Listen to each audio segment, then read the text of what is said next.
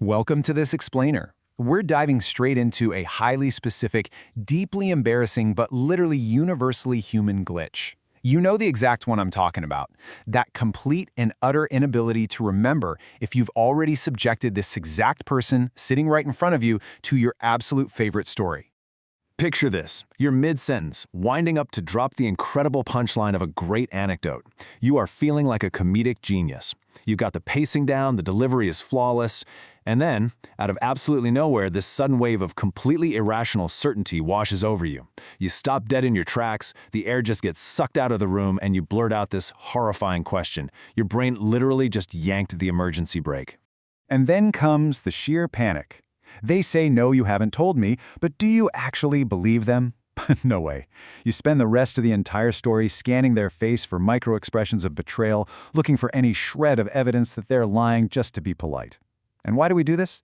Because your brain is genuinely unable to decide whether the memory of telling the story is the actual memory of the event itself. You're completely trapped in a mental loop of your own making. Section 1. Destination versus source memory. Why your brain's inbox works significantly better than its outbox. To autopsy this incredibly awkward everyday encounter, we have to look at the hard cognitive science behind how human memory processes the flow of information.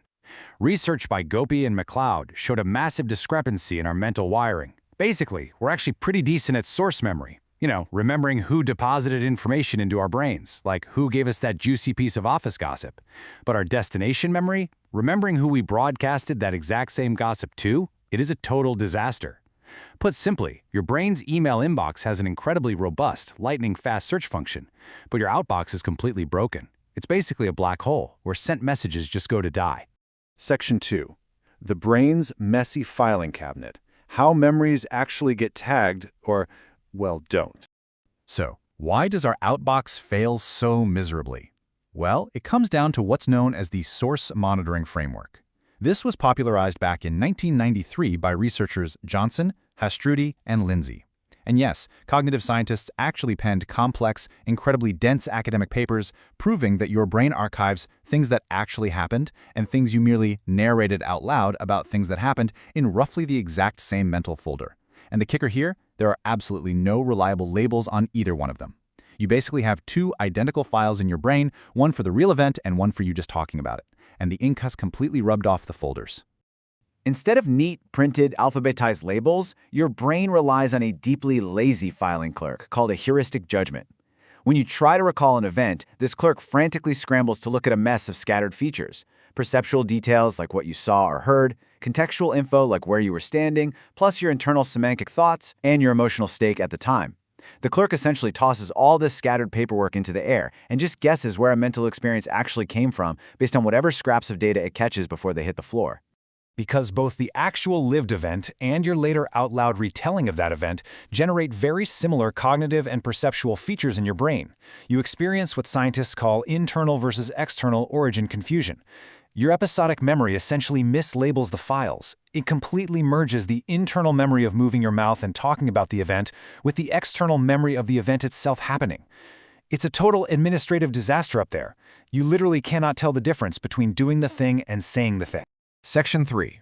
Blame your own ego, the trade-off hypothesis, and self-focus.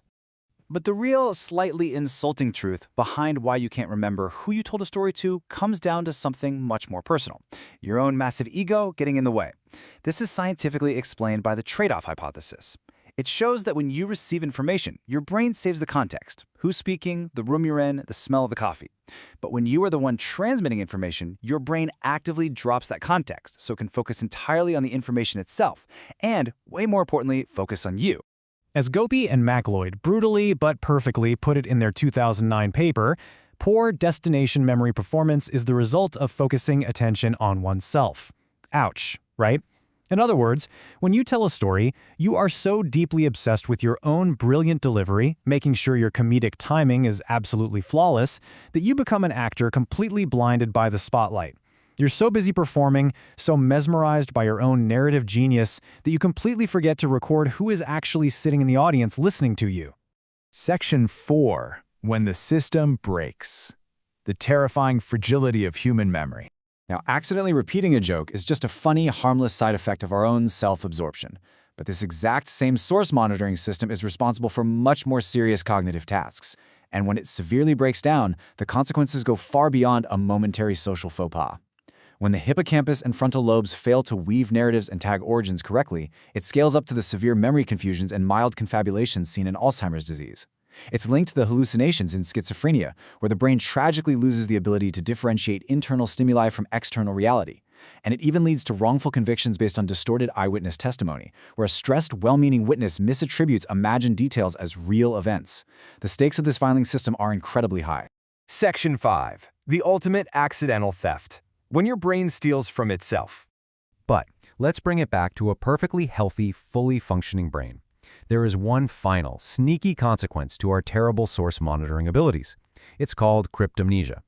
This happens when you are absolutely certain a word, an idea, or a song is your own brilliant original thought, but it was actually retrieved from your memory without your knowledge.